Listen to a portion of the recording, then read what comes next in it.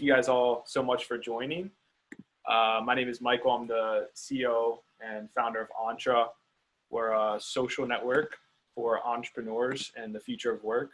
So we're trying to really just build a platform where we can bring everyone together that's starting companies, building businesses, and also just in their personal lives and everything as well. And at the core for us, we want to be a really holistic platform and, take into account health and wellness as well as the money side and the cash side of being an entrepreneur. If you're rich and unhealthy, there's really nothing good with that. So we really are excited for the event today.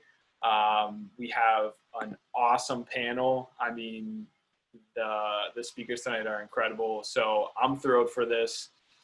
If you guys have not been to an Entre event before, or this is your first time coming to one of our virtual events and just everything, we are doing a ton of these around different topics with other CEOs, investors, all sorts of stuff. We also just rolled out early access for our app, which I'll drop here in the chat.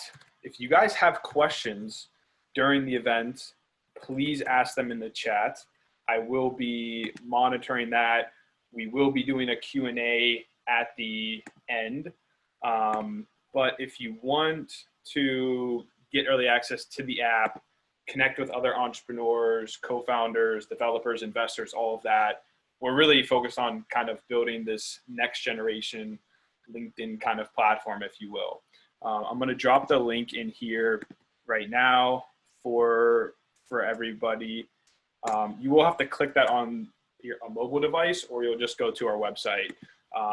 If you're on your desktop, go to our website and sign in there. You'll be able to get the app link that way as well. But for those of you just coming in, please introduce yourselves in the chat. Drop, who you are, where you're from, what your business is. If you have questions, again, drop them in the chat. I'll be monitoring those. You can message me privately as well in the chat if you have a question for our panelists. And I'm going to keep letting some people in here. We have some people joining. We're only 3 minutes into the event, so I know some people are going to be coming in later on as well. But right now, I'm going to let our speakers introduce themselves. We have David, Sara, and Ross. I mean, these founders are incredible. I'm super thrilled to have them all. I want to kick things off. We'll do ladies first. I'd love to hear Sara, please introduce yourself, tell people more about Makin Wellness and your background and all of that. And then we'll get into, we can have Ross and then David go after that. Sounds great. Thank you for hosting this and for having all of us on. We're all so excited to be here and to share a lot of valuable information with all of you. So my name is Sara Makin. I am the founder of Makin Wellness. We are Pennsylvania's #1 online therapy and counseling centers. We have locations in Western Pennsylvania and are looking to scale outside of Pittsburgh within the next couple of years. And we specialize in mental health, addiction, and relationship counseling. And we are now offering the world's first entirely online anxiety treatment program called HEAL. And I'm so excited to be here. Amazing. I want to hear more about this HEAL as well. So I'm sure we'll dive into that in a little bit as well. Ross, fill us in on I mean, PureGreen obviously is a fantastic company. You have great products. Fill us in on your background and a little bit more about PureGreen. Absolutely. Hi, everyone. First off, honored to be here. I'm Ross Franklin, founder and CEO of PureGreen. With PureGreen, we have two divisions. One, we have our wholesale division. So we have presence in over 30 states. We have thousands of accounts throughout the US. We work with a lot of high-end hotels, dozens of professional sports teams. You may have seen our product all throughout the United States. We also have a brick and mortar retail and franchise division. We are one of the fastest growing juice and smoothie bar franchises in the US. Right now we have 5 locations open in New York with 1 in construction. We just opened our first location in Orlando, Florida with a group that's going to be doing a lot more. We're opening our first location in Chicago in the first week in July. Buddy. We're good. We're good. I might have muted. Did I mute Ross? Oh, did I get muted? Yeah, I accidentally, there was someone who came in and they were unmuted. So I think I accidentally muted you instead of them, but we're good now. All right, perfect. So with PureGreen, we're one of the fastest growing juice and smoothie bar franchises in the United States. 5 locations in New York. We're doing 3 in Florida, 3 in Chicago. We're also getting into Boston and Philadelphia. We specialize in handcrafted, made-to-order smoothies, acai and patayables, and of course, cold-pressed juice and cold-pressed shots. Incredible. I'm a sucker for acai bowls, and there's like literally no places here in Pittsburgh that have them. So every time I go to New York, I always stop by your guys' spot and get an acai bowl. It's like one of my favorite like breakfast treats. But thank you so much for joining, Ross. It's awesome to have you here. And finally, David, I know you're unable to join via video, but please fill us in on your background and your company. I'd love to hear more about it and get you introduced to everybody. Yeah, thank you, Michael, and Sara and Ross for being panelists with you both. It's a very exciting time to help share information and empower patients. So I'm David Franklin, based in Austin, Texas. As Michael mentioned, I don't have my video up.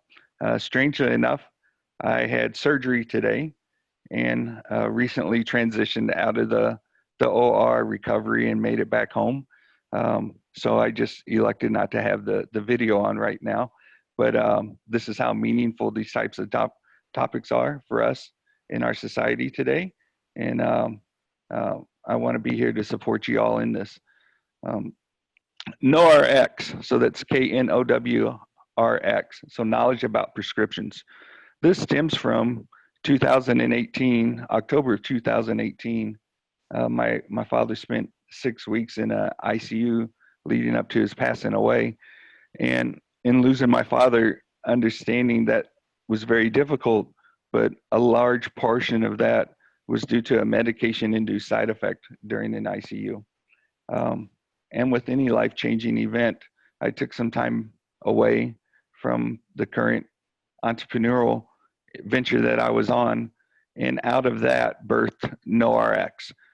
So what we're trying to do, it's 2 parts. One is medication management to help everyday consumers of a broken healthcare system understand, manage, engage, and be empowered around their medication schedules. Take them on time through completion.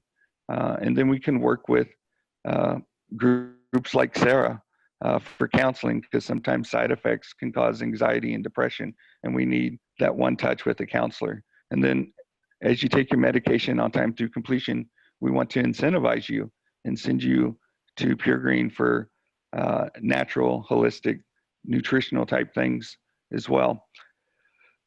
In addition to that, we have accountability. So if you miss your medication, it would notify somebody that you're off your schedule and need to take the medication. We connect you with physicians, one touch access. And this is where the machine learning comes in, because we digitize the pharmacy label.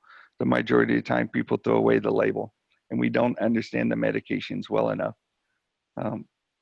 Due to COVID, we've actually started a new application that flows into the medication management called Individual Health Insights, because we need to empower the patient to objectively collect their vitals and symptoms and have a good way of reporting that back to telehealth or their primary care physician in a teledoc call, so to speak. So those are the 2 things we've been working on, medication management and individual health insights. Amazing. Well, we're pumped to have you here, David. I'm glad that the surgery went well and you're able to make it. It's great. It's great to have you, and what you're doing is awesome. And it kind of leads us into our first topic, which I think is extremely relevant with everything going on with COVID and whatnot. And you mentioned kind of your new app and technology and whatnot. I'd love to do a quick roundtable on, if everyone wants to share their thoughts on COVID and, kind of this, everyone's calling it the new normal. I don't really necessarily like that, but there's huge changes that are going on with healthcare, with, being able to, do virtual appointments and all sorts of stuff with the health and wellness, as well as, selling online, which I think Ross can take into account with, products and different things like that, and e-commerce being a huge part of this as well. So I don't know, whoever wants to kick it off, if Sarah, you want to start again, and we can go around and you guys can share your thoughts on kind of the current industry situation. Yeah, I feel like COVID has really accelerated digitizing healthcare, and it really encouraged people to start to see their providers virtually. And I think that now that patients are used to seeing their doctors and their therapists and their other healthcare providers virtually, they don't have to drive, they don't have to pay for parking, they don't have to take a huge chunk of time out of their day anymore. I think a lot of patients are going to continue to really preference having virtual visits. And I think that virtual visits are going to be the new norm. Our electronic healthcare record comes out with reports quite often. And it said that behavioral health usage has been up 25% ever since COVID. So I also think that this has also jump-started people wanting to work more on their mental health. And now that they're seeing therapists virtually and they're seeing benefits, that they're not going to want to go back. Yeah, and I think too, you have to look at the demographics of the patient.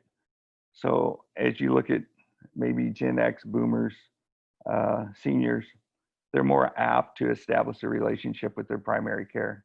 And statistically, millennials don't return 53% of the time to their primary care after the first visit. So we're looking at a convenience model for certain types of care situations that's really important from a telehealth perspective, to have those visits in place to establish or reestablish trust with the physician community and the care team community. And essentially, healthcare has to meet the patient where they're at, and that's digital, in their homes, in remote. And they haven't done that successfully in the past. In COVID, although telehealth was trending up to COVID, COVID has really forced the issue for the industry to respond.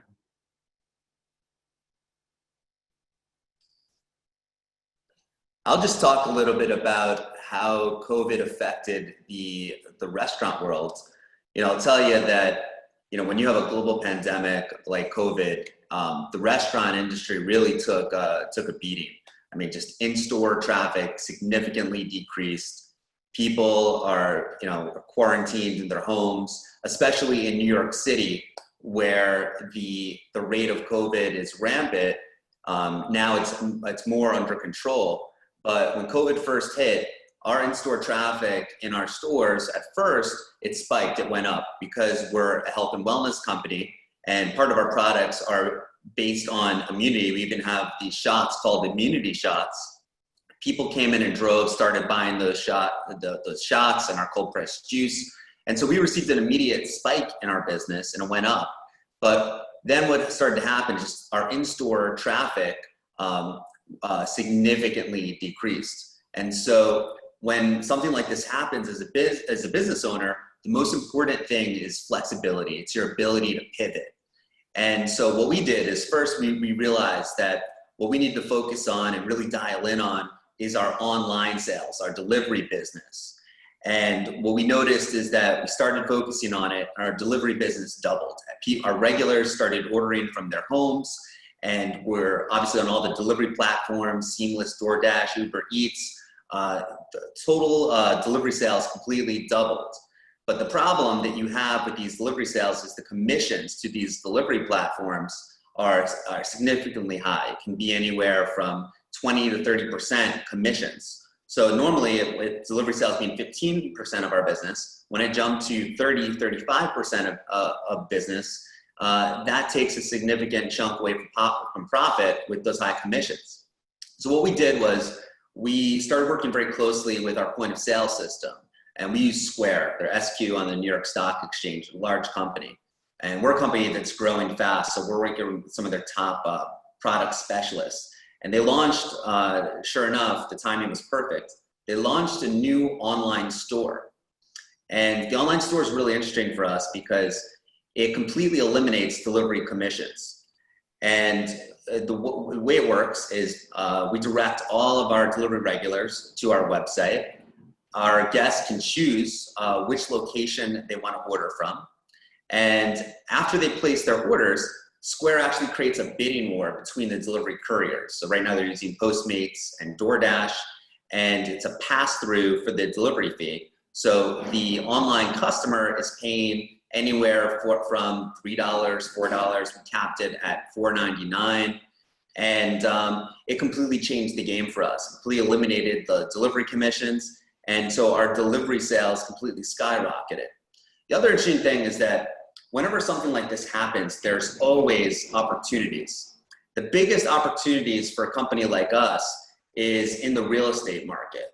When you look at commercial real estate, the commercial real estate market has completely softened. Unfortunately, the grim reality is that there are a lot of businesses that are not going to reopen as a result of COVID. And that creates opportunity for companies that are looking to grow. So for us, the ideal type of commercial real estate is what we call them second generation locations. These are locations that for us were former cafes, were former juice bars, were former quick serve restaurants. And that used to be pre-COVID very rare. Right now with COVID, there's a high availability of these types of second generation pre-built locations. And so we're scouring every major city right now to identify 500 to 1,000 square foot locations. That's what we look for to find these pre-built locations that saves us in all of the hard costs of our build out. So with COVID, certainly in-store traffic is down as a result, but we compensated that with delivery. And now what we're doing is we're really trying to leverage the softening of the commercial real estate market right now to fuel our growth and find these pre-built locations. You know, landlords are willing to give amazing deals right now. And so now it's really a great time for companies to expand. And so I think with any business, the ability to pivot, the ability to be flexible is extremely important to get through times like this and find those opportunities. Yeah, Michael, and if I can jump back in here real quick. Go for it. Something that's very important and forefront right now is the equality and inequality and injustice movement, not just throughout the United States, but globally. And what seems clear in COVID is painting a very clear definition picture on our healthcare system. But what seems clear is the American minority patients are often overrepresented among sufferers of major diseases prevalent in the American population, but underrepresented in clinical trials that inform the safe and effective use of drug treatments. And we have to look at this very seriously because drugs through the FDA are approved and prescribed for serious illnesses that affect all with the assumption of safety and effectiveness for diverse groups. And yet the drugs are proven safe and effective for only a majority of patients or a subset of patients.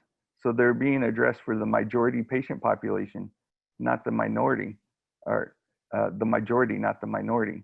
So some statistics around this is that data from the FDA across 40 states that collects race and ethnic data shows that the white American population is dying from COVID at a rate of 22.7%, or 22.7 per 100,000 in the population, whereas the African Americans die at a rate of 54.6 per 100,000. Now the Hispanic and the Asian community are more than the white American community, respectively at 24 point each. But then you have to look at also the Native Americans. And for example, in New Mexico, they die from COVID disease at a rate that is 8 times that of the white population. So it's really exposing the disparities in healthcare and the medication that's being tested to help treat and cure a person. So it's very important to understand what's going on here on a large scale.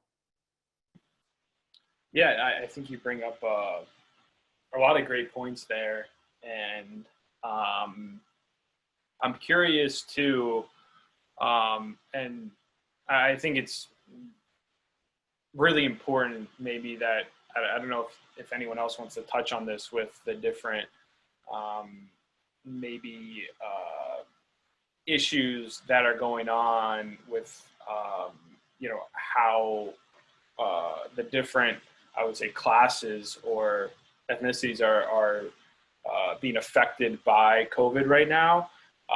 We just did like a real estate event last week on it, and there's a huge difference there as well, in disparity with everything going on as well. But I thought, Ross, you were spot on with your advice as far as like, if people are entrepreneurs and business owners right now, you have to pivot and you have to adapt to everything going on. This is why we're doing virtual events instead of in-person events, and it's a whole different ball game, and we're trying to add the same level of connection and value, but it is different, and we're adapting to that. But getting back to David's point, which I think is great, do you guys have any, Sarah or Ross, do you guys have anything else, or if you want to add onto the topic that David brought up, with healthcare and access to healthcare and treatment and stuff? I would definitely love to chime in. It can be really difficult, especially in the US, if you don't have health insurance or if you don't have a job that offers health insurance to be able to get care. So what we've noticed, and what we've actually always done at Makin Wellness, is that if a patient doesn't have insurance, or if a patient can't even afford our sliding scale rate, what we'll do is we'll match them up with a pre-licensed professional provider who is still in school, and allow them to receive care that way. I think it's really important for all of us to really consider how we can make our services a bit more flexible in order to positively impact as many people as we possibly can. And that's actually one of the things that I love so much about PureGreen, is the quality of the product and how incredible it is, and the wonderful price point. Because a lot of things with health and wellness and prevention, I mean, let's be honest, this stuff costs money. And if you are struggling to get by financially with your bills, it's going to be really hard to convince a patient to invest a little bit more in better quality groceries, or to invest in their mental health, or to invest in healthier drinks and vitamins and things like that. Yeah, just to add, I think with COVID, right now, I think people are starting to place a premium on their health and the health of their families. And with what we do at PureGreen, our mission is to build healthier communities all around the globe. And when COVID first happened, the first thing we thought of is, how can we support the frontline workers, the people on the front lines who were the nurses, the doctors, all the first responders. So what we did was, we did this several times. We took a lot of our cold pressed juice. One day we gave out 1,000 bottles of cold pressed juice, and We just went to 5 different hospitals and gave out juice. We partnered with the comedian Jim Gaffigan, and he has a charity called the Imagine Society. We got them to pitch in. And so we did several rounds of just going to different hospitals, giving cold pressed juice and shots to all the hospital workers, all the people in the front lines who are really the real heroes here. So that was our first thought, to really help to support them and keep them going. Yeah, that's amazing.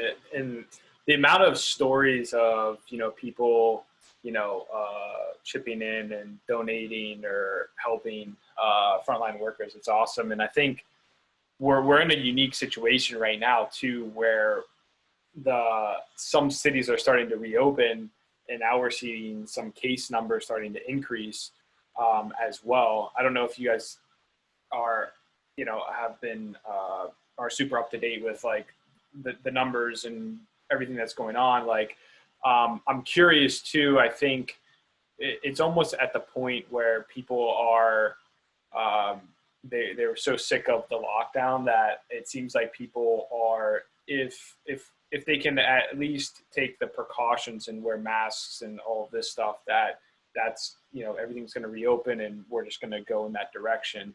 Do you guys have any thoughts on, or whether you think that we're going to continue going in that direction, or do you think that depending on what happens over the next couple of weeks, we might go back to doing another lockdown, or things might get I don't know, a little bit it seems like we were trending like getting back to normal, and then now it might be reversing. I don't know what your guys' thoughts are on that real quick before we jump into our next topic.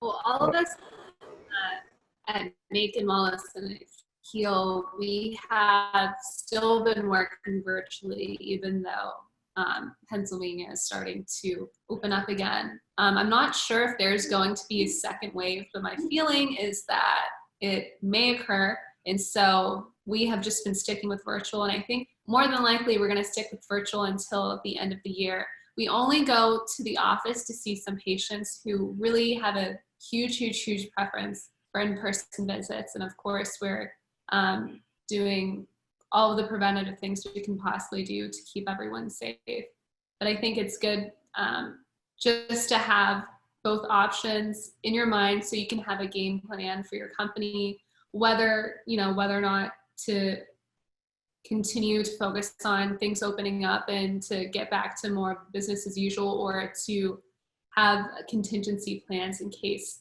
there is another lockdown. Yeah, I think that we have to understand that infectious diseases, starting probably with SARS, like there's a continuum. And as we push as a society deeper into the environment and have interactions, different types of interactions, we're going to see more things. And over the last 18 years, we've seen more infectious diseases. And with the social media, right, they're more visible. So it's not that they weren't there, they're just more visible now. But I believe that COVID is seasonal. COVID-19, it's seasonal, that we have to learn to adjust, and it's a new norm.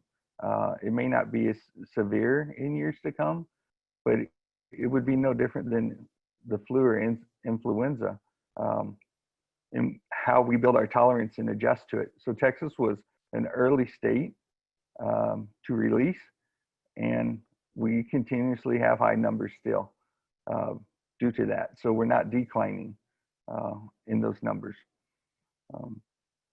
So I think it's here, especially with no advanced vaccines readily available, still limited testing. Strangely enough, I had to do COVID testing prior to my surgery. It wasn't the most pleasant experience. But we as a society, as consumers, as patients, we have to realize that things have changed. COVID is a tipping point on many scales for businesses across the board, including healthcare. And we have to adjust. moving forward. So I think it's here. You're going to see different strands of COVID as they mutate, and we have to adjust with that to protect ourselves and our communities. Gotcha. Yeah, I mean, I'm not a health expert or anything, but it is interesting to hear that point of view. I think the future is so unknown, and things are changing so fast. But it seems like a lot of it seems like a lot of people aren't expecting a cure or anything by 2021, or at least until next year. So. Ross, do you have anything to add real quick, or we can jump into our next topic here? Yeah, absolutely. So I'll tell you that in New York City, where most of our stores are, everyone's quarantined. Really, there's not very many people that's leaving their homes. Your restaurants are really just, doing takeout, delivery. And then we opened up in Orlando, Florida. I came out to Florida. And what was funny is I got tested for COVID before I left, and then our Orlando group wanted us to get tested literally right from the airport. So David, I know exactly what you're talking about with that COVID test where they take that up your nose. It's not the most comfortable thing. But what I was really surprised about was when I got to Florida, we were able to actually go out and have dinner and sit down and have a dinner. And that was like the first time I did that in 3 months. So I know it's very different outside the major cities. But regardless, what I think is that from COVID, and it's going to have significant lasting effects on business landscape that I think regardless whether there's a second wave or not and there's more quarantines and shutdowns, I think that some of the lasting effects, especially in the restaurant industry, there's going to be a much higher than pre-COVID number of deliveries. More people just grew accustomed to ordering delivery, whether it be on any of the delivery platforms. I think that most restaurants are going to experience a higher percentage of sales coming from deliveries. I think that's going to be lasting. I don't think it'll be as high as it is now, but I think even after things normalize, it's going to be a much higher percentage. So I think that is one effect that is going to last. And I think that a lot of companies, the pivots that they've had to make, I know a lot of companies, I've been talking to a lot of CEOs, a lot of them had to open up new online channels in their business. And so I think this is really going to push a lot of companies to have, again, more meetings on Zoom and less people in the office. I think it's really going to have a big effect on whether corporate companies have corporate offices or not. And I think many more companies are going to, even after things normalize, allow a lot of their employees to work from home because people have just grown accustomed to it. Yeah, there's two things here. The quote, the author of the quote escapes me, and somebody else may have it, but essentially it's let food be your medicine, right? And this is why PureGreen is so important, the nutritional side, right? And then when we're talking about waves, from a pandemic standpoint, there's multiple waves, and it goes beyond the physical health. We look at the mental health when 1 out of 4 Americans are without a job.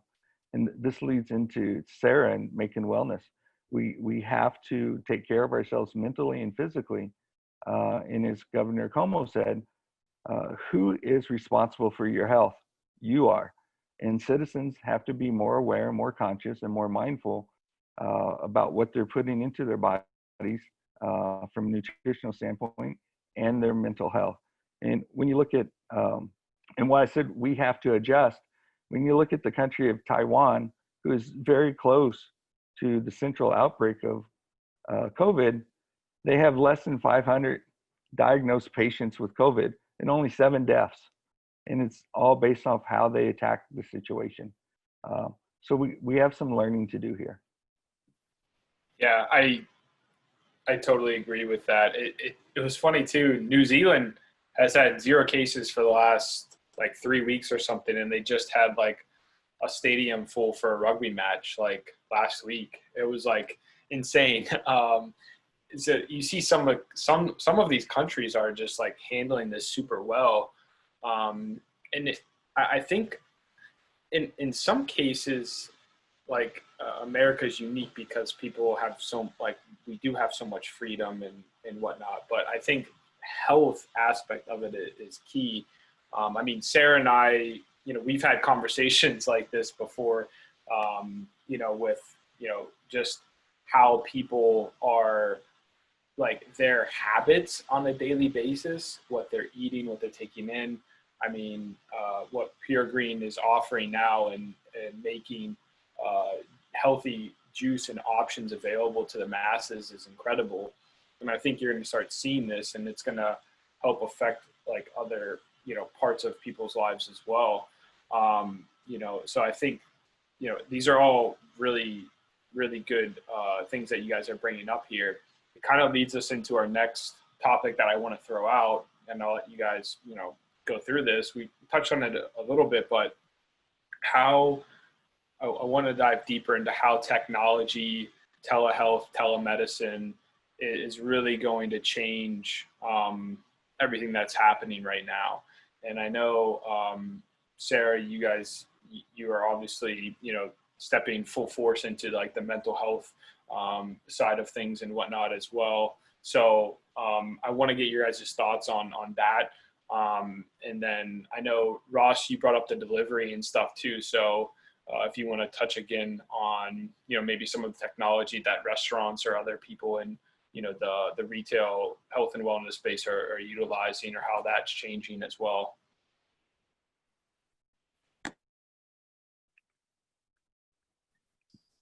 I can definitely start with that. I definitely see people becoming a lot more used to meeting with their providers and healthcare providers online. We partner with Cario and Doxy to provide our HIPAA compliant virtual counseling and secure messaging services. And we have had such a wonderful experience with them. We've actually always used them, but of course our utilization has really increased as a result of COVID. So we've really enjoyed being able to meet with our clients virtually. And even from a CEO perspective, I'm really noticing that our teams are being so much more productive now than before. And our teams also really talking about how much they enjoy working from home and how they feel like they have much more of a work-life balance and how they really want to continue working virtually. So I think it's also important not only having the proper technology, but also empowering your team to use it and to really embrace having this new level of norm, and to really do your best to empower your team so they look forward to still coming to work, even though it is working from home. I'll tell you, with PureGreen, we're very tech heavy. We love tech. And technology is changing in a lot of different ways. And I'll tell you one big thing for us. We're a company that we've been approached by many private equity VC firms. And for us, with our mission of just building healthier communities around the globe, instead of going the institutional route for funding, we used a tech platform called Republic.co. We did what's called an equity crowdfunding raise, which is where we raise money from micro investors, non-accredited investors. And so we just completed our raise and we maxed out our full campaign. What was interesting, aside from the financial component, was that we built up this incredible network of close to 5,000 micro investors. And what's really interesting about this is, one, just equity crowdfunding in terms of tech, I feel is changing the landscape of how small business owners are getting their funding. So I think that's really interesting. But two, from running a campaign and maxing it out, what we found is we built an incredible investor community. So now with close to 5,000 investors, what's really interesting is our pipeline of franchisees. We're a franchise. So we're looking to be in every major city. And what was really interesting is that a lot of the people who invested in us, just small amounts, they started signing up for are filling out a franchise inquiry form wanting to open up their own PureGreen franchise.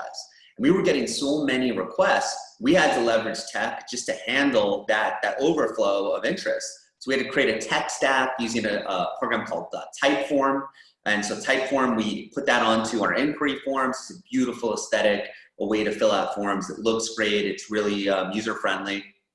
We link that so that after they fill out the form, it goes into our CRM. So we use a company called HubSpot, and that's like our CRM database where we keep track of all our leads. And then we set up a program where automatically every single franchise lead receives a personal email from me. It's automated using a company called Calendly. I'm sure a lot of you have heard of that. We've seen it all over the place right now with COVID. Everyone's using Calendly. And so they get to book a 15-minute introductory call with me. And so all of a sudden my schedule is being completely filled up. I had to cap it at like 5 a day. So every day I have 5 calls with potential franchisees. And that's just a way of just leveraging tech to help, fully automate your business. So that's one thing. The other interesting thing with our equity crowdfunding campaign is that so many of our investors, they're like, Ross, we want to represent PureGreen. We want hats, we want t-shirts, we want mugs. And so that demand from our investor community caused us to create a new division of our company. So we made a pivot and we're like, hey, we have all this interest, the demand's there, let's jump on this. So we created a new division of our company called PG Gear, which is our apparel line. And we hired a former fashion designer from Ralph Lauren who designed 70 products for us. We have beautiful hoodies, t-shirts, mugs, beautifully branded products. And we're gonna be launching that in about a week. And so we're super excited about that.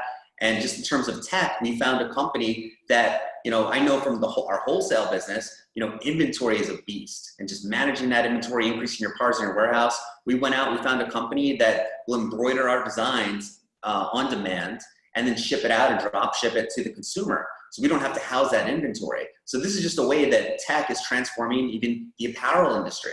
So, tech, there's so many massive advantages. And I think a lot more companies right now, because of COVID, are having to leverage tech. And I was talking about before, just the pivot we had to make with deliveries and getting rid of those delivery commissions. But if I know that I saw in the chat that there's a lot of business owners on here, and I saw some really cool companies on here. And so I think a lot of you as business owners should embrace technology.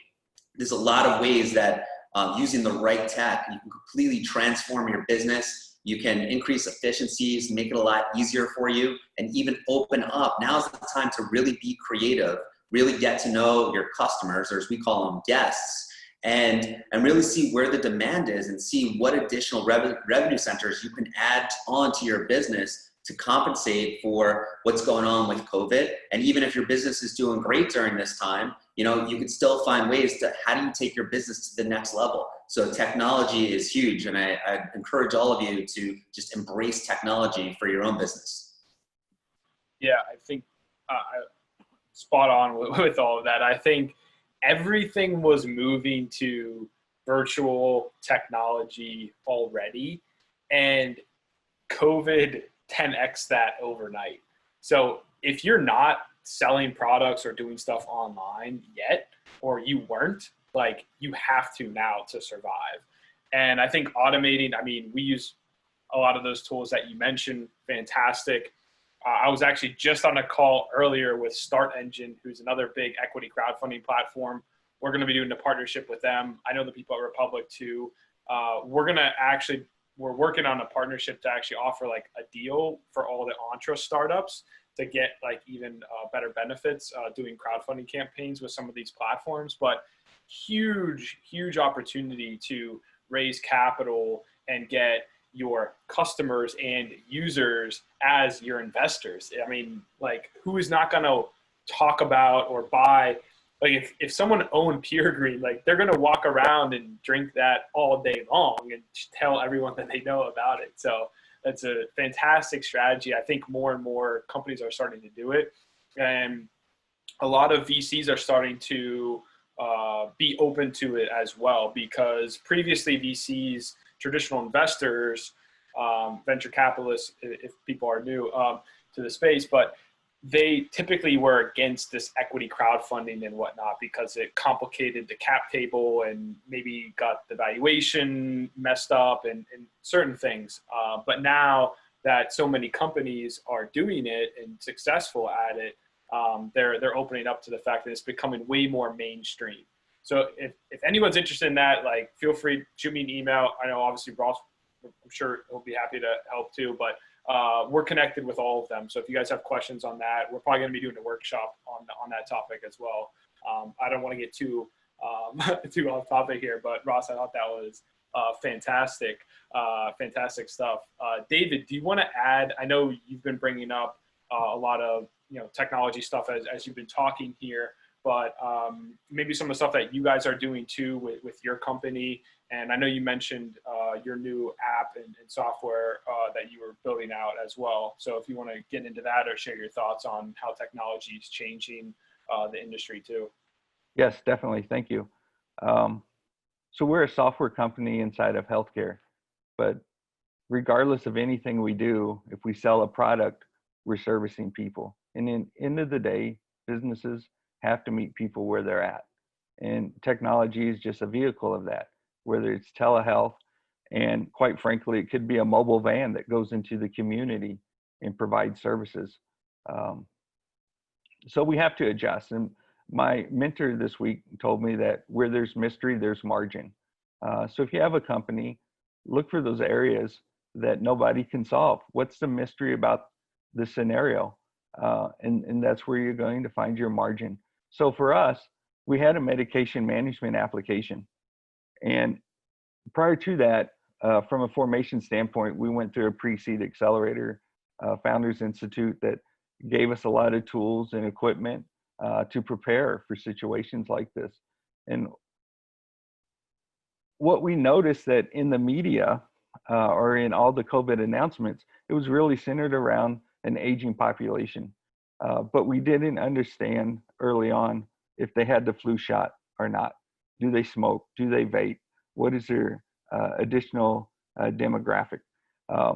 So this is where we saw that mystery. We're not, as citizens, as consumers, as patients, we don't know what the demographic, what's the persona of the patients that's being affected by this. So we took the same technology we had, Salesforce, AWS with machine learning, React Native on the mobile, different aspects of this. We said, how can we use what we have and add additional features and spin out a new application that helps us identify the information that we're not being told, so we can be more educated as patients within the system. And that's what we did. So we created individual health insights. These are, from the consumer standpoint, they're free apps. Both of them are free apps. The providers, the health institutions, they're the ones who will pay for accessing de-identifiable data or patient opt-in data. But what's very important here is chances are you have technology and tools in place.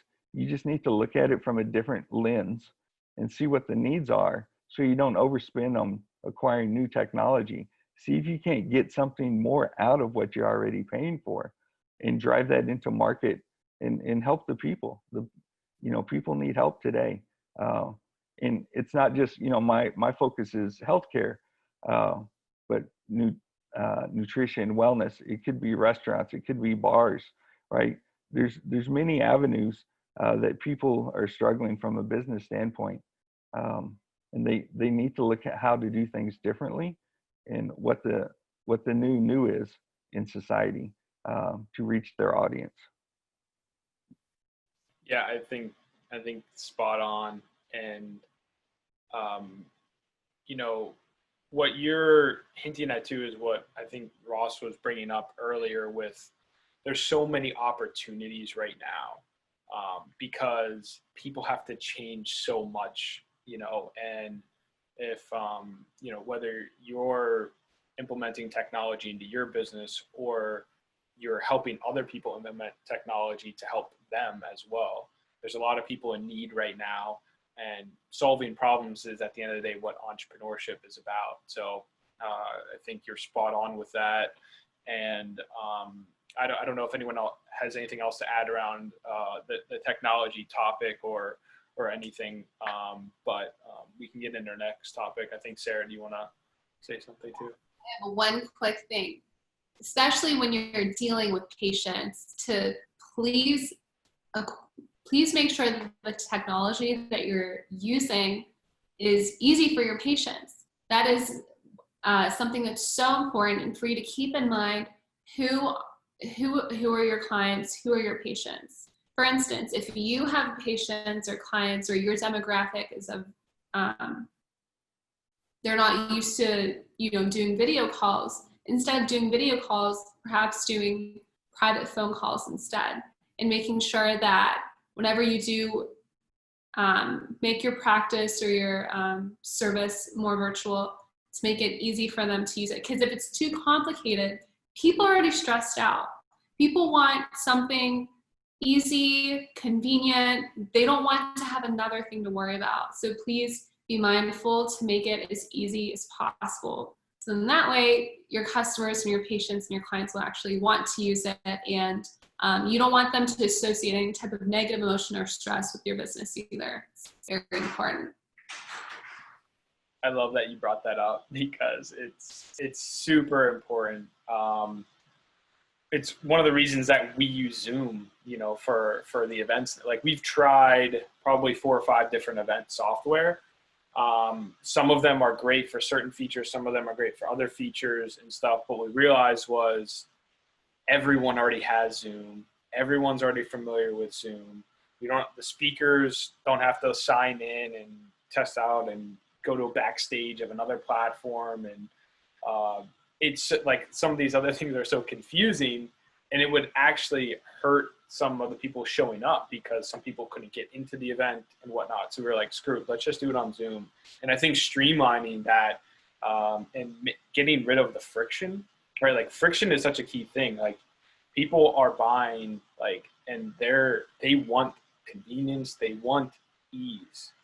And what you said too, people are so stressed out now. It's insane, and it's great for your business, because mental health, the more stressed people are, the more people that you can help. But it's figuring out ways to I think make it easy for people as well.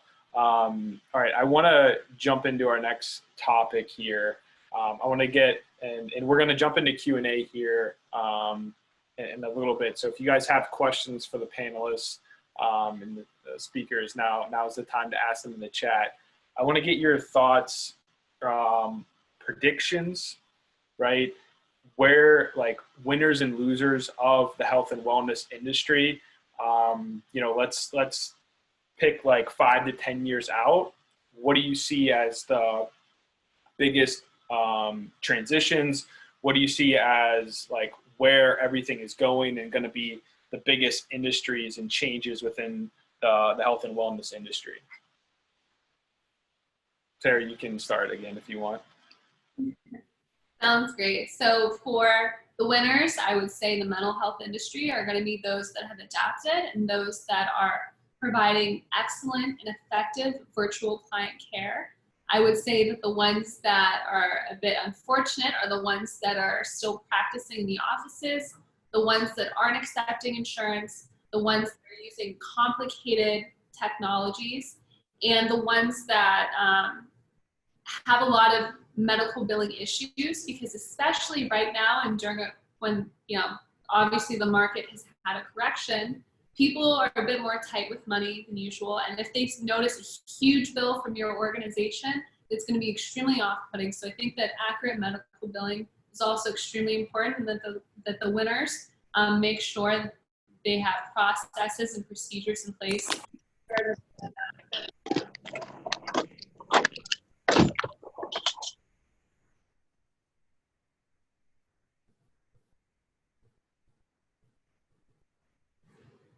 Oh, Sara, you cut out there. Oh. Yeah, we had someone come on that wasn't muted. Okay. Do you want me to start over again? I think just that last part we missed. Oh, the last part was in regards to the winners are going to make sure that billing is done accurately. They're providing affordable rates for clients that aren't able to afford services, and the losers are going to be ones that have potentially historically been able to get away with sloppy medical billing, but I don't really think patients are going to be okay with that, especially right now, because there has been a correction in the marketplace. A lot of people are stressed out financially, and to have a huge medical bill from a mental health service or really any type of medical company is going to be extremely off-putting for people, especially now. So it's quite important to have the proper procedures and policies in place where your team can identify if there's any sort of medical or financial issue so it can be corrected in advance. Awesome. Yeah, I think you're in the right industry for sure. Right time, taking the right action. That's what it's all about. No doubt. Ross, do you want to share your predictions? Absolutely. So when you look at the winners and the losers in health and wellness, I think that there's some clear winners that they kind of had an unfair advantage going into this. I mean, you look at a company like Peloton, it's like their whole business model, they were built for COVID. It's like people need to work out, all the gyms are closed. What are they going to do? I mean, their stock went through the roof. So there are companies that clearly going into this had a distinct advantage. But overall, though, I think what's going to determine the winners and the losers are what we were talking about before, which is the companies that are quick to react, the companies that are quick to be flexible and pivot and embrace change. And so the companies that are going to really win are the ones that are, if you're in the restaurant world, you're embracing deliveries, you're embracing technologies. I think overall the losers are going to be the ones who are too slow or too overly corporate, and they move very slowly and they're slow to react. They're the ones who are going to, be scathed here. And then you look at also, I think there's also there's a branding image that people like Mark Cuban have said how a company reacts during the COVID is going to go on to define them for decades. I mean, so you kind of look at even an amazing company like Shake Shack, how they took 20 million in PPP money. They ended up having to return it because can you imagine if they didn't return it? All small business owners would literally boycott them and hate them. And so they were smart to return that money. And then you look at other companies like Ruth Chris, and people are going to be looking at these companies a lot differently. How a company kind of reacted and how they take care of their employees when COVID hit. I think a lot of that is going to go on to define a company's reputation, even after things start to normalize. So I think there's a lot of different layers as to what clearly defines the winners and the losers. I think a lot of the major companies, they're going to be fine. I mean, you look at a company like Equinox, their business completely closed down. They just stopped paying rents. I mean, what are the landlords going to do? Those are huge spaces. Who else are going to take those spaces, right? They're going to be fine. So they stopped getting their revenue from their members. All their memberships are on pause. They just stop paying rents, and then they're going to go on and just work things out and do deals with their landlords. So a lot of the big guys are going to be fine. The unfortunate grim reality is the losers are really going to be the small mom and pops that they didn't really have many options when their business took a hit. They had trouble getting financing, and the unfortunate grim reality, it's the small mom and pops that are really going to get hurt from this. But I think ultimately it comes back to, when this happens, if your business is affected, you got to be creative. You got to be fast to react. You got to leverage technology, as we talked about. And if you don't know what to do, you got to ask for help. And that's why these types of seminars are so important, because people can maybe get some ideas like, oh, equity crowdfunding. I didn't even think that was an option. Maybe that's a viable option for my business. That's why these types of things are so helpful for business owners. Yeah, those are great insights, Ross. Thank you so much for that. I think you're spot on, man. I honestly, I agree with everything that you've been saying, and it's super relevant too. David, do you want to share your predictions? Yeah, definitely. So the winners, if we want to look at winners and losers, but the winners are patients. In the digital healthcare system, the patient's going to be empowered, more knowledgeable, to have opportunity to be more engaged and more involved. And that's a trickle-down effect. The losers are the systems that don't adjust and meet the needs of the people. Healthcare specifically is imploding, and those changes have to be met to meet the people. It's going to be very much patient-centric healthcare system. So the patients are the winners, and whoever doesn't adopt is going to lose. I do believe that prior to COVID, for me, telehealth was, as I mentioned earlier, trending, a little bit of a fad. I think there's a battle, what they call a land grab going on. There's so many telehealth providers, and there's restrictions around access to certain states to provide that practice. But when you look at services like Sara, like that's a sticky business that will stay, and it's very comfortable to have that type of service via telehealth. But I'm speaking more from a primary care perspective, that the institutions, the providers are losing patients to remote telehealth organizations. And the relationship is really with establishing primary care. So the provider institution, health institutions have to fight back against the remote telehealth organizations to keep their patients, keep that money in-house, so to speak, and keep their doctors in-house. And as such, they will begin to implement more, and COVID's pushing them to do that faster. They don't have the leg up like a standalone telehealth does. So there's going to be a battle in that space. There's going to be a drop off that don't survive. The providers will survive because they're the incumbent. But I think there has to be a better mutual relationship between the two, that some of the primary care services can easily be done with a telehealth exchange network, and that you flow into an in-person visit is needed. So that's how I see things shaking out over, and due to COVID, like this won't take as long as it should, but, and then you also have the EMR, Epic, Cerner as such, they're going to lose out. Maybe not monetarily, they make good money, but they're going to lose out because of new legislation laws around information blocking. They cannot block access from digital apps like ours or from others to gain patient information when patient consents giving. So it's really going back to empowering the patient and helping them have a better experience with their physicians. I love that answer. The patients are going to be the winners. Yeah.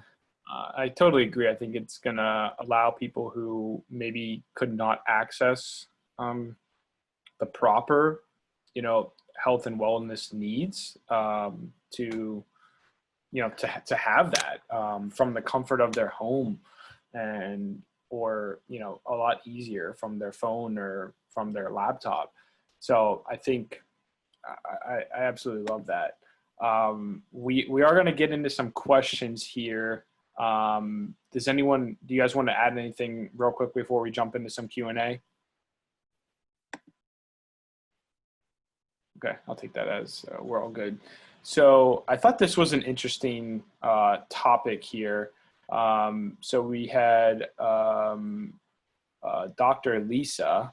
She was asking about physical therapists and chiropractors, right? And maybe you guys can get into some other kind of related industries too that kind of require physical activity of some sort. How do you think this is gonna, the current things, could those be done virtually? How in it, you guys might not know too much about these industries either, but what are your thoughts on some of physical therapists, physical kind of, health and wellness industries? Do you think that there's a way to do that virtually? People are trying to figure this out. And how should people be looking at those?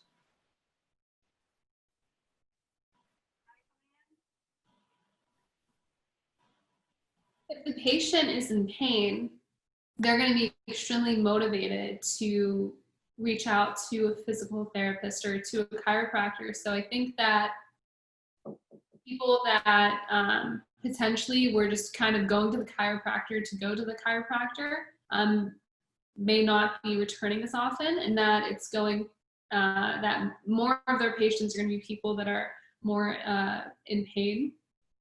But they're also completely changing their protocol and wearing masks and sanitizing. So I don't think that it's going to be the way it was before, where they would have patient after patient after patient. I think that they would have to make sure to schedule in some blocks of time so they can sanitize everything. And hopefully insurance will be able to provide some codes for these providers in order to have virtual visits that are more about education and prevention as well. So then that way they can still meet with the patient, but also get billed for it, because, and I'm, you know, we don't have chiropractors or physical therapists on, but I'm not.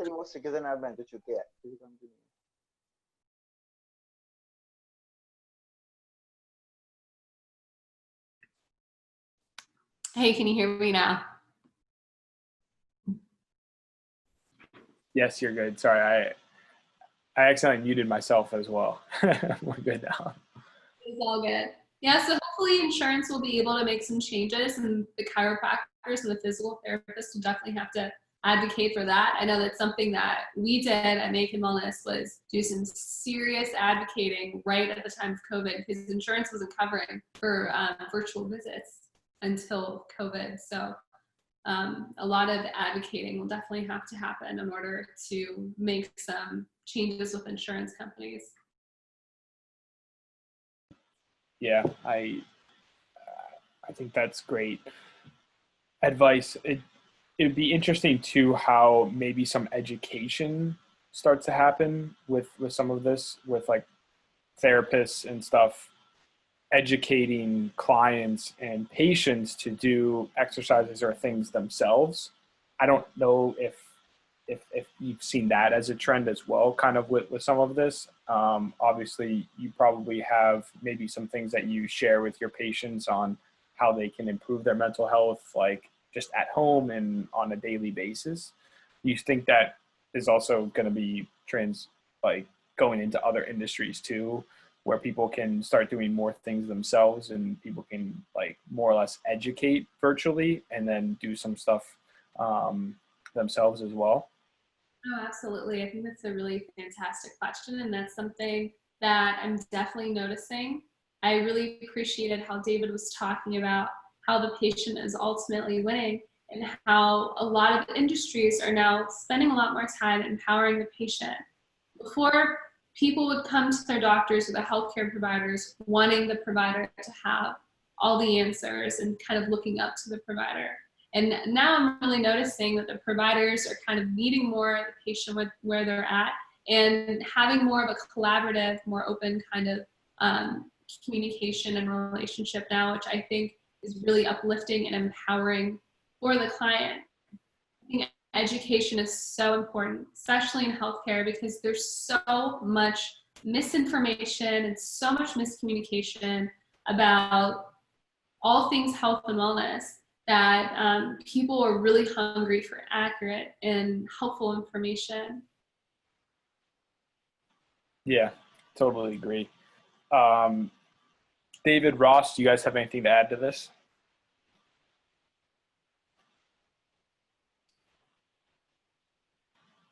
Okay, cool. We'll get on to our next question.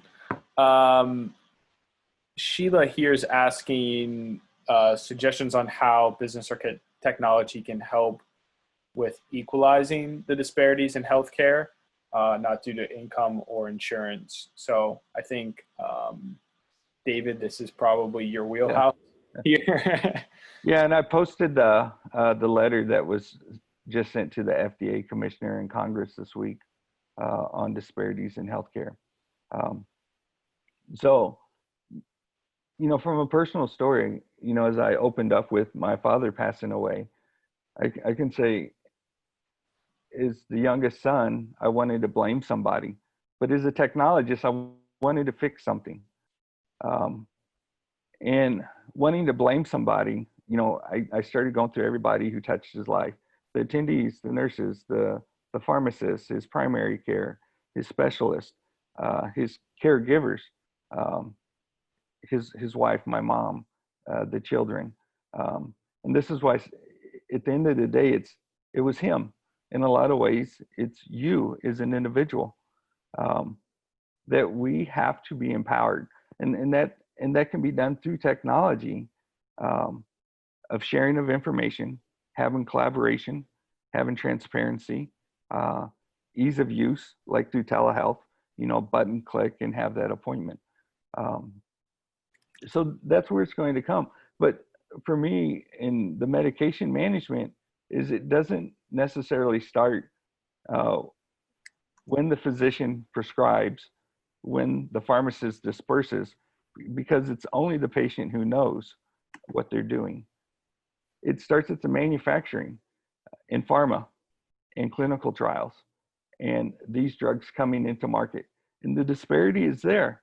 And there's good known reasons for minority communities not to participate. And it all comes down now to, we have to educate, we have to have better quality of life through nutrition, through wellness, through meditation, through counseling, through therapy, especially in American society that is very microwavable, on-demand, needy, convenient type of society. And at the end, we have to adjust as consumers of this market. And the technology will help us do that, right? It's not the answer, it's just a means, it's a method within getting there. I love it, David. You're you're incredible. And thank you for opening up with your family and everything as well. I think it's really important topic and discussion. We have another question here too that I don't know if you've thought about this with your own company, but it could be related as well with some more advanced technologies like blockchain coming into the healthcare space and, just health and wellness and medical records. And there's a lot of talk on, having ledgers for data points for, having basically every person would have a medical ledger that would be, that physicians, doctors, everyone would be able to access. And, I would own that and I could take that anywhere that I would want. You know what I mean? What are I don't know how much you've thought about blockchain or these other technologies into play. Yeah, blockchain and machine learning, which then, the machine learning will feed the AI bot, if you will. For us, the machine learning, we have a very brilliant and talented team. And one of our developers, who is a former U.S. Army respiratory technician helicopter, he brought to us the concept that already exists as a Tamagotchi figure, that as you perform good, healthy deeds in your life, that figure stays well and healthy as well, right? And this is what we're using from an AI standpoint, that you interact with this figure logo. And that's driven from the machine learning aspect to make recommendations, not only to the patient and to the physician, based off your wearable devices, based off your nutrition, whether you use Muse for meditation or Spire for breathing, a pedometer, Apple Health. There's many connected devices out there. A lot of them are soloed. And this is how we personalize the healthcare experience. And we make these recommendations. So the physician understands who you are uniquely, and it's not a one pill fits all type of therapy that we're normalized to. And the blockchain is very important too, because as you go, say if you travel from one state, East Coast to West Coast, and you have a 4-hour time difference, you're either increasing or decreasing your medication schedule, plus or minus. So you can overdose or underdose pretty easily. And if you end up going to a chain brand pharmaceutical company for a medication or an urgent care, or you see a telehealth doc, they're outside of the purview of your primary care. So this is where blockchain can come in. So just think of blockchain as basically a registry documentation registry of who touched it last and who has visibility to it. So that information could be easily exchanged and shared, and that you as a patient are getting the best care by the supporting team around you, right? The patient should be at the center of this equation, not somebody on the outside. So blockchain will be very important in healthcare, as well as machine learning and AI. And machine learning and AI has made a lot of advancements, like in cancer research, predictability, cardiovascular as well, but even down to the primary care, to where hypothetically, based off certain conditions, you may be able to receive recommendations.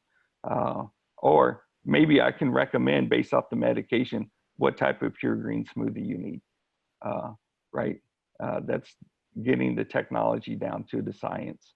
So that's what we'll be focusing on and looking into. Amazing. Yeah, I think, I don't know, Sarah or Ross, have you guys seen anything with blockchain or relating to your businesses? Have you thought about that at all? Yeah, for us, that question has actually come up of whether we would accept blockchain payments. And from my talks with our POS system, Square, that's actually something that they're working on. But yeah, it's really interesting. It shows how much the world is changing, that we could potentially soon be accepting, Bitcoin payments for your cold pressed juice or for your handcrafted smoothies. Yeah, it's pretty wild. I think it's becoming, more and more mainstream, and there's going to be a big unlock. I mean, some of these, big startups now, Coinbase and others are streamlining it and making it easier as well. So it's definitely going to be interesting to see how things happen. Sarah, has anyone asked you to do any, accept any payments through Bitcoin or anything yet? Or have you looked into any sort of blockchain with your clients, or have you come across this yet? Yeah, so we actually also use Square for our card and HSA processing system, and we unfortunately aren't able to accept it at this time, but we're definitely open to it, and I would love to be able to start to accept it, and also to be able to get more information about prior health care visits as well. I think I'm really excited to see the future of that for sure. Yeah, it's gonna be interesting to see how things play out. There's still a lot of, I think we're at the early stages of it as well. That pretty much does it for the questions. I want to give you guys all a chance here before we wrap up and jump into, we're going to jump into some breakout rooms. So if you want to network and meet some of the other people, some of the other attendees, stick around. Next 5 minutes, we're going to jump into some breakout rooms. But for all of you, real quick, let's run through maybe what you're looking for. Are you guys hiring? What kind of companies, people that you're trying to connect with? And then where can people find you? Where can they learn more about your businesses and get connected to you? Sarah, you can kick things off, like always. So right now we are looking to collaborate more with other healthcare companies. We are especially interested in actually hiring on psychiatrists and CRNPs. We're also looking to hire a registered dietitian as well. So if you happen to be a psychiatrist, definitely please send us your resume. You can send it to info@makinwellness.com, and we can definitely make sure to set you up with an interview. And we're just really looking to continue to expand and to grow and to work on helping people from all different types of backgrounds heal and come happy again. Amazing. Thank you. Kick it over to Ross. Yeah, so right now with PureGreen, what we're focusing on is just growth. And what's really interesting with COVID, we're getting a slew of people who've been furloughed, they've been laid off from their job, and they're coming to me and they're like, never again. I don't want to allow myself to be put in that position. I want to own my own business. I want to open a PureGreen franchise. So we're hiring in the sense that we're looking for people that are passionate about health and wellness, or aligned with our vision of building healthier communities around the globe, and want to be hands-on operators and want to open their own business. We provide them with all the steps from A to Z on opening up a PureGreen franchise. And so we're looking for people that are passionate about health. Anyone who's interested can go to puregreenfranchise.com. We have a link on a franchise. We tell you everything. And you can, of course, get into the queue of that automated flow I was telling you about, fill out the inquiry form, do a 15-minute call with me, and we can see if it's a good fit. So we're definitely looking for franchisees. With us, with our corporate positions, one of the things that we set up is we set ourselves up as a master franchise. And what that means is we have a very few people on our corporate team for our franchise division, because what we do is we partner up with area developers in every state, and so multiple area developers in every state. These are multi-hundred unit operators. So our group in Chicago oversees 400 of another franchise. They're making the switch now to only open up PureGreens, and they support all the franchisees in their territory. And we're setting up these area developers in every state to really support our franchisees and help them to open up their own unit or multiple units. And so we're really just all about growth, looking for franchisees and looking for people who want to grow with us. Yeah, that's fantastic. We had a question too earlier. I want to just bring this up. Someone was asking that if you have like an affiliate program too. I know obviously the franchise is one thing, and that probably requires some sort of upfront investment and whatnot, but do you have a way for people who maybe just want to like resell your products, or, you know, share the products out and can earn commission on that too? So as far as an affiliate program, we have a wholesale program where if you have your own business and you want to sell cold pressed juice at your own store, or you want to sell it online, we have a wholesale program where we'll sell it to you through a distributor at special pricing, and you mark it up. Our cold pressed juice retails for $8 an hour. So we have that. You can find out more about becoming like a wholesale affiliate at puregreen.com, and you'll see a wholesale tab there. And I saw another question Ryan asked, is it possible to run a wellness drink company as a side gig? And just to answer that question really quickly, if you have a relationship with a distributor and you have a product, I would caution you that if your product is a cold product, meaning it has to be refrigerated, like our cold pressed juice, very difficult to do that as a side gig. And it's a difficult business with thin margins to be in. I'd say if your product is shelf stable, then it is possible if you have relationships and leverage distributors. But like any business, like what you put in is what you get out. If you're getting into the beverage industry, it is competitive. So you want to make sure you are all in, you're willing to roll up your sleeves and really dig into it. But that's part of the reason why we wanted to come up with an easy way for people to own and operate their own business. And that's why we believe the future of PureGreen is just franchise locations all over the globe in every major city. We want to make it easy for people to own their own business, even if they've never done it before. Yeah, I think that's so smart. And the thing too is, with the type of, like you mentioned, the beverage, food, drinks, all of that, it's so like the supply chain, just understanding like all the different ingredients and making sure the shelf life and getting the products into the stores, like you take care of that already for people with the franchise. So I think, it's a very interesting, thing if people are in the space. And I know a lot of people who want to open up health food stores, and they have ideas for drinks and stuff. And there's a lot of competition in the space, but I think you guys have a competitive advantage given that you can scale so much faster by having all these operators and all these people and having their businesses of their own and creating entrepreneurs, which is like awesome. And it's like right up our alley too. So let us know how we can help with that as well. I think there's a lot of things that we can probably do together too as you guys scale.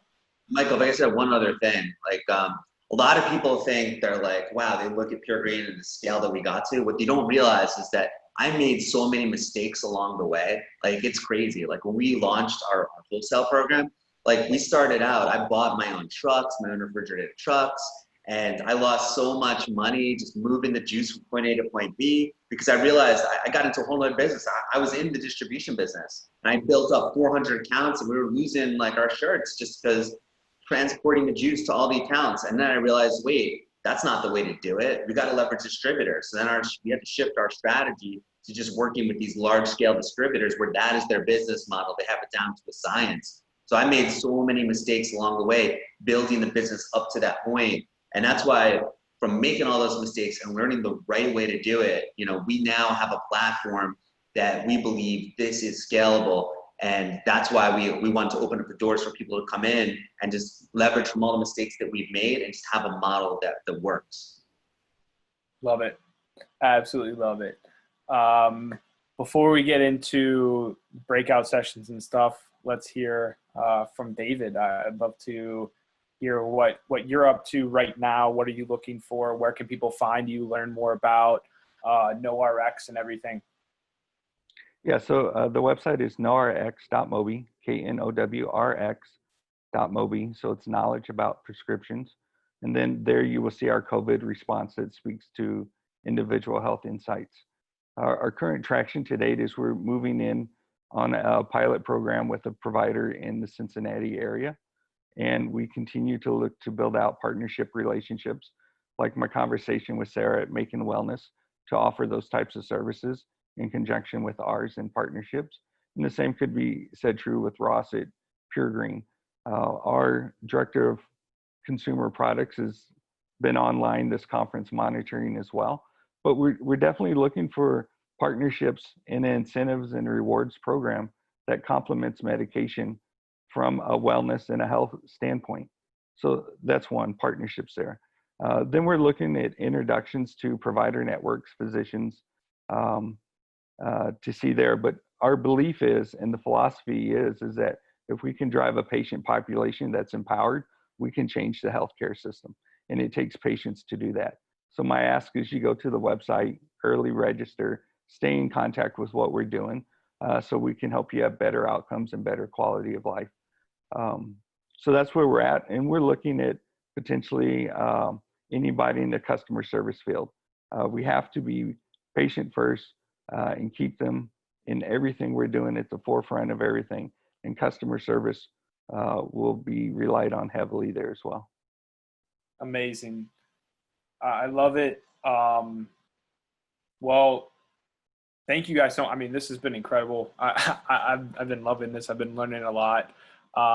If anyone else has any final thoughts before we jump into breakout sessions here, now's the time. If there's anything else that you would like to add, obviously you guys don't have to stick around for networking and whatnot. I want to be respectful of your time. I know you're all busy people running companies and everything. So thank you so much for being a part of this. I also just rolled out a poll at the bottom for you guys to see what we can help you guys with or what you're looking for, so we can see if there's anything else that we can help you guys with, meaning the attendees, as they're growing their businesses and everything. Definitely take up all of these people on their offers and connect with them. These are the industry leaders that are going to be around for the next, however many years, scaling their businesses. So thank you guys so much for being a part of this. If there's any final thoughts that you have, would love to have you share any final words. I'll be quick. Just to the audience, thank you, Michael. Thank you to our fellow panelists. But the closing statement, it's your body, it's your mind, it's your experience. Own it, be empowered, and make a difference. Because by you doing that, it will make a difference for everybody else too. Love it. Sara, Ross, you guys any final thoughts? Sara, you go ahead. I was waiting for you to go, but I can go. I wanted to let everyone know that you matter, you are important. And if you are noticing that you have increased stress levels, please reach out. Our team is so ready and highly trained and ready to help you. And your mental health and your overall health is your wealth. That is so important. I forget which panelist or who was talking about it before, but your business or your companies can be extremely successful, but if you're unhealthy, if you're miserable, if you're binge drinking, what good is all this business information and your wealth good for? So it's so important that you work on your healthcare as well. Amazing. Ross? Thank you all for having me on. Had a great time, and I put my my email address in the chat, so if anyone has any questions, please feel free to reach out. And just closing words, just whatever business you're in, and even though COVID is really tough on a lot of businesses, just always look at where can you pivot, where can you be flexible, what are new areas of potential business that relate to your company. And if I can help anyone in any way, please feel free to reach out. Fantastic. I just thought of something too that might be really cool to run through real fast. If you can all give your number one top health advice, or like number one thing people should do, health and wellness related, real quick, what should people be doing, or what's your number one tip advice for health, general health and wellness? Think positively. You gotta think positive, for sure. Love it. Ross, David? For me, it would be intermittent fasting. So for those of you who don't know what that is, I go basically 16, 17 hours without eating. I'll have black coffee if it doesn't disrupt the intermittent fast in the morning. And for me, it's very efficient because I can get so much work done without having to be bogged down with having meals. And it just works really well for me. So I'm a big, really into intermittent fasting. Awesome. David, number one health wellness tip, advice? I don't know if he's muted. You're muted, David. Okay. Yeah. Learn to breathe mindfully. Very good. Because I'm curious about this now, how can one breathe mindfully? Or do you have a quick tip on that? Well, it's automatic. We do it naturally, right? But to mindfully breathe is to take into consciousness awareness of what you're doing and being present. And it's really about living in the now and the present moment. So regardless of what you're doing, just be present. And you can do that by a concentrated breath. One concentrated breath could help you de-stress your mind, fire new neurons, and help you stay calmer in a very chaotic world. So just breathing, very simplistic. We do it every day, but let's put some thought behind it. I love that. That was very like Ram Dass. Here now of you. So I love that. Thank you for sharing that, and thank you all so much for being a part of this. It was amazing.